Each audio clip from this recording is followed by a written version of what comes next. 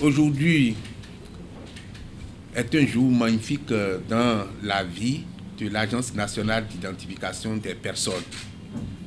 Un jour magnifique parce que c'est un jour qui nous offre l'occasion d'affirmer une fois encore à la face du monde, de notre pays, de nos compatriotes,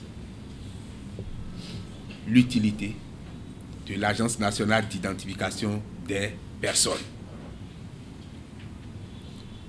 Cette utilité était déjà affirmée, avérée, mais nous venons encore la démontrer par ce lien d'interopérabilité que l'agence a su mettre en place avec l'ANAT pour aboutir à un résultat merveilleux.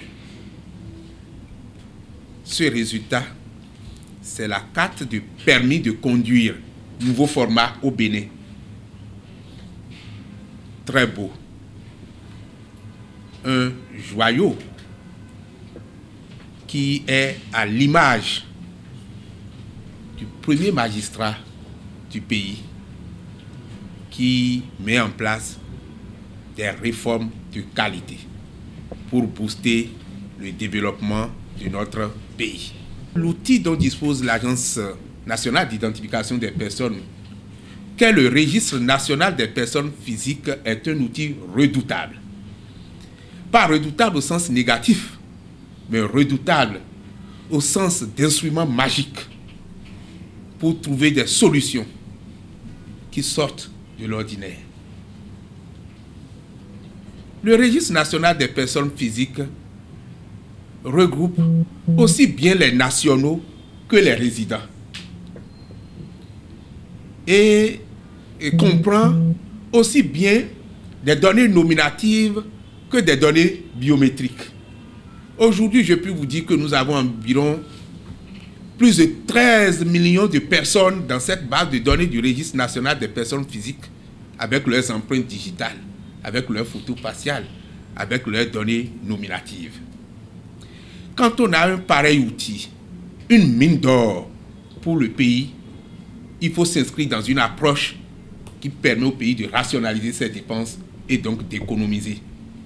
C'est pourquoi vous avez raison de dire à la population que cette collaboration avec l'ANIP fait que la mise en œuvre de ce nouveau format de permis de conduire n'induit aucun coût à la charge des bénéficiaires ou des demandeurs.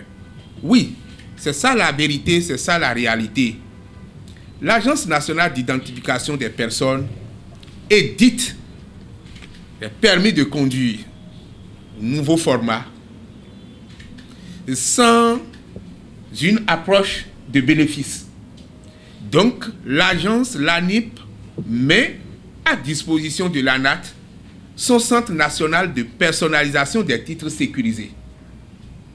Comme on le dit, c'est au prix coûtant. Il n'y a pas de bénéfice là-dessus. C'est comme ça que la collaboration entre les services publics peut conduire notre pays à faire de substantielles économies pour prendre en charge les nombreux problèmes qui minent notre développement. Monsieur le directeur général, mesdames et messieurs, n'attendez pas de moi que je commence par exposer les éléments sécuritaires de la carte de permis de conduire. Je ne le ferai pas parce que cela participe de la stratégie de sécurité de l'État lui-même. Lorsqu'on s'attaque au permis de conduire d'un État, c'est qu'on s'attaque à l'État lui-même. On s'attaque aux dépenses faites par l'État pour mettre en œuvre ce projet. Mais je peux déjà vous rassurer de ce que cette carte de permis a les mêmes garanties sécuritaires que la carte nationale d'identité biométrique aux normes de la CEDEAO et de l'ICAO. Que cette carte de permis a d'importants éléments de sécurité validés à divers niveaux par les instances habilitées. Que cette carte de permis permettra dans le format que l'ANIP a proposé à l'ANAT, d'authentifier le détenteur pour s'assurer qu'il est vraiment le titulaire. En quoi faisant? Juste à partir du NPI, on peut déjà authentifier l'individu. Mais ensuite, il y a des codes, il y a des zones cryptées et encodées qui existent sur cette carte et qui permettent une authentification sans faille. Et dès lors que vous êtes soumis au processus d'authentification, c'est le registre national des personnes physiques qui donne la réponse pour afficher les données identitaires de l'individu, pour dire celui que vous avez devant vous doit être celui-là. Si les informations qu'il détient sur son permis de conduire ne sont pas celles que vous voyez, alors c'est du faux permis. Je voudrais donc saisir cette occasion pour faire comprendre à la population que ce n'est pas pour rien que les questions de correction de données identitaires à l'ANIP sont devenues de plus en plus délicates, de plus en plus complexes. Ça énerve certains.